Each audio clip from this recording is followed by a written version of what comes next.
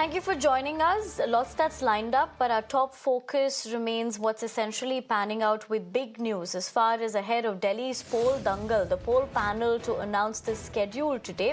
In fact, the Election Commission to announce the schedule at 2 p.m. today is what we're given to understand. So the days are, of course, or rather the countdown to the same is inching closer. But having said that, the Election Commission of India will be holding that press conference to be announcing the dates of the ultimate poll dangle, or the battle rather, in the national capital.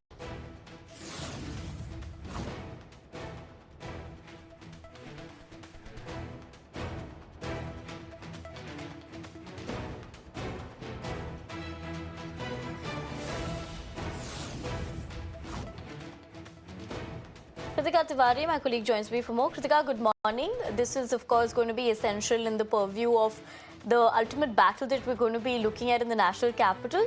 Dates to be announced this afternoon by the Election Commission.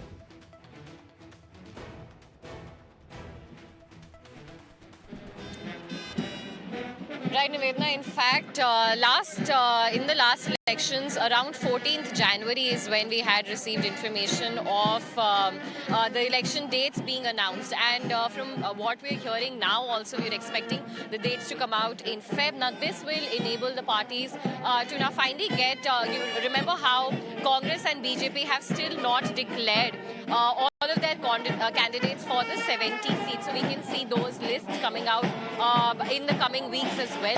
The manifestos is also something that the parties will be focusing on in a better manner now, and definitely the model code of conduct will also be set underway in the national capital, which would mean that more projects will not be inaugurated. We had heard how the Aam Aadmi Party was... Right, Kritika, I'd have to interject you there.